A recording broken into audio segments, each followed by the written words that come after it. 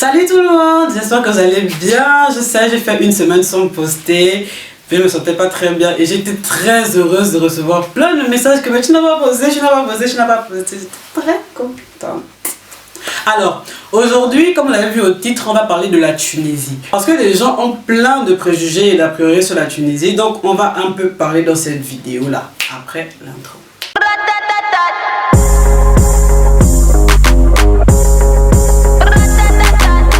Je vais diviser cette vidéo en 3 parties. La première partie sera venir en Tunisie, la deuxième vivre en Tunisie et la troisième l'école en Tunisie. Alors on va commencer par la première partie qui est venir en Tunisie. Alors, pour venir en Tunisie, pour les nationalités comme les Gabonais, les Congolais, les Ivoiriens et plein d'autres, on n'a pas besoin de visa. Donc tu peux juste payer ton billet et venir en fait.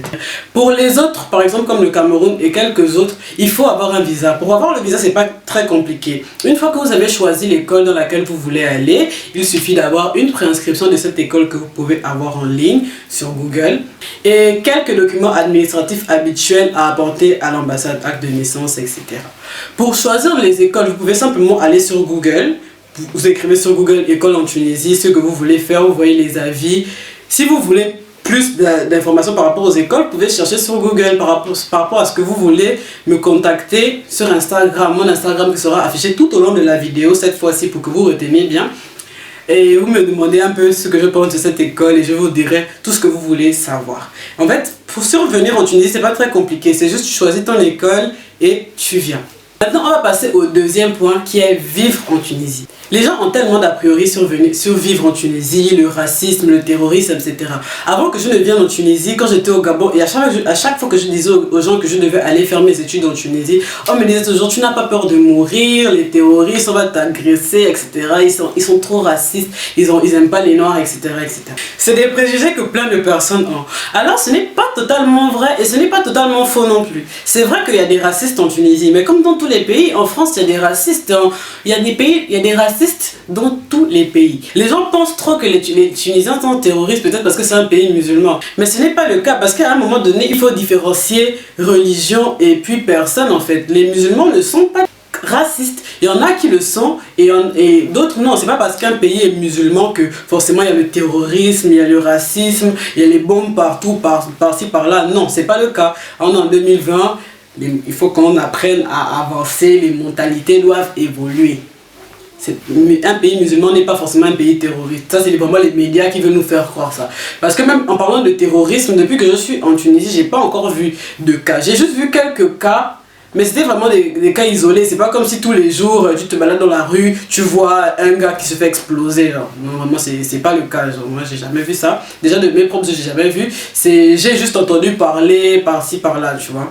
Donc c'est vraiment pas ça. Pour les racistes, il y a des racistes forcément. Mais tout le monde n'est pas raciste. C'est pas tu vas te balader, on va t'agresser comme ça parce que tu es noir, etc. Non, il n'y a vraiment pas de ça. C'est vrai que j'ai certaines connaissances qui ont déjà été victimes de racisme. C'est vrai, c'est dommage. Mais tous les Tunisiens ne sont pas racistes. Sinon, pour la globalité, la vie, moi je trouve que comme dans tous les pays, il y a des villes plus chères. Il y a des villes plus chères que d'autres. Il y a des villes qui sont très chères, il y a des villes qui sont moins chères. Bon, si tu es à la capitale, ce sera un peu plus cher que par exemple dans une ville un peu plus loin de la capitale. Mais sinon, en gros, moi je trouve que la Tunisie est moins chère. En gros, moi je trouve que la Tunisie est moins chère que le Gabon par exemple, que ce soit dans le logement, la nourriture et les taxis. Parce que je pense que c'est les plus importants pour un étudiant qui vient. Et aussi en Tunisie, il y a beaucoup de subsahariens et il y en a énormément. Il y a des gens qui me demandent que, oh, est-ce qu'il y a des Gabonais là-bas? Est-ce qu'il y a des Camerounais? Oui, il y a énormément de Gabonais, il y a beaucoup de Camerounais, il y a plein de nationalités. Il y a des nationalités que j'ai découvertes ici aussi. Donc franchement, il y a de tout. Il y a de tout. Il n'y a pas que des Tunisiens, il y a de tout. Camerounais, Ivoiriens, etc. Il y a vraiment beaucoup de nationalités. Pour ça, vous n'avez pas à vous inquiéter. 3, on va parler de l'école en Tunisie, qui est le plus important selon moi parce que vous êtes, comme je l'ai dit tout à l'heure, c'est les étudiants qui sont venus me voir. Pour l'école en Tunisie, franchement, moi personnellement, parce que c'est à moi que vous avez demandé, ça, pour moi je trouve que l'école en Tunisie, ça va. Il y a des écoles publiques et il y a des écoles privées. Pour le public, c'est avec l'État. Tu peux pas venir comme ça et t'inscrire au public. Il faut voir avec l'État gabonais si tu es gabonais ou l'État camerounais si tu es camerounais, etc. L'État, tu déposes ton dossier et puis tu peux venir. Par exemple, pour les Gabonais, il y a l'ANBG qui offre des bourses pour venir en Tunisie. Et même dans certains établissements privés, maintenant, tu peux avoir une bourse depuis l'ANBG. Il faut déposer ton dossier, etc. pour pouvoir venir. Il y a les écoles privées. Bon, pour les prix, il y a toutes sortes de prix. Ça dépendra de ce que tu veux faire pour... Oh, le français, c'est dur, hein.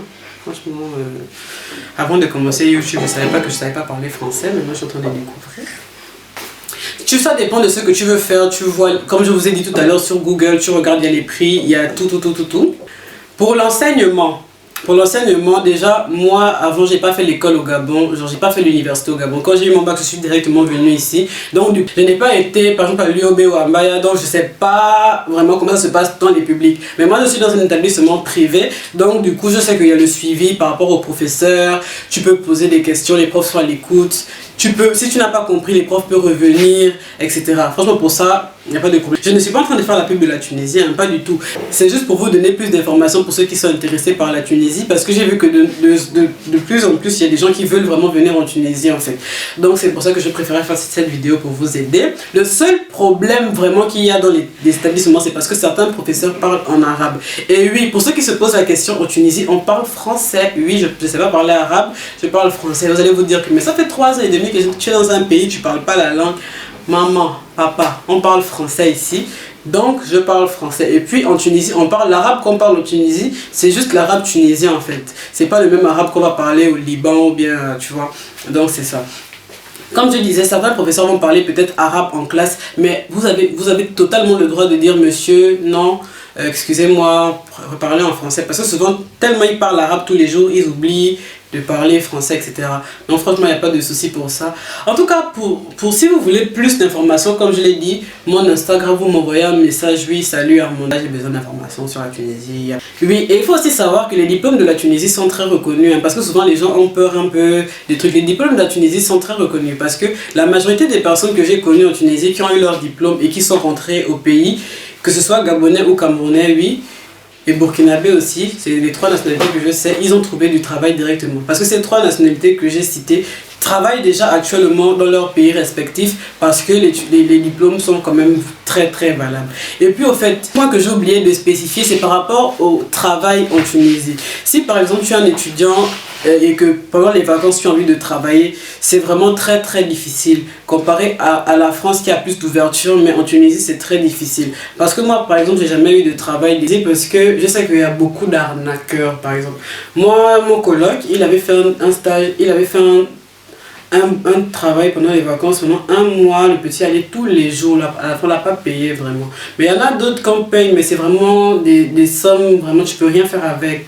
Limite tu payes ton loyer, mais rien en fait. Mais sinon, il y en a qui travaillent, franchement, pour le milieu du travail, pour les étudiants, là je suis pas très informée, mais toutes les connaissances que j'ai qui ont eu à travailler, ils ont eu assez de mauvaises expériences. Il y en a qui ont eu de bonnes, mais vraiment c'était moins que ceux qui ont eu de mauvaises expériences. Donc voilà un peu tout ce que j'avais à vous dire par rapport à la Tunisie. Si vous avez d'autres questions auxquelles je n'ai pas répondu ici, vous pouvez m'écrire sur mon Instagram. Je vais répondre à toutes vos questions comme je vous l'ai dit. Si tu es arrivé jusqu'ici, c'est que la vidéo t'a plu et elle a été informative pour toi. En tout cas, si elle a été informative pour toi, tu peux me mettre un j'aime, t'abonner à ma chaîne et n'oublie surtout pas d'activer la cloche de notification. Parce que si tu es abonné à ma chaîne et que tu n'actives pas la cloche de notification, quand je vais sortir la vidéo, tu ne sauras pas que j'ai sorti. Et après, tu vas te demander que mais Armanda n'a pas sorti de vidéo cette semaine.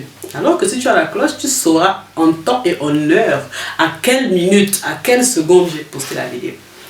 Et on se retrouve mardi prochain, 18h30 pour une prochaine vidéo.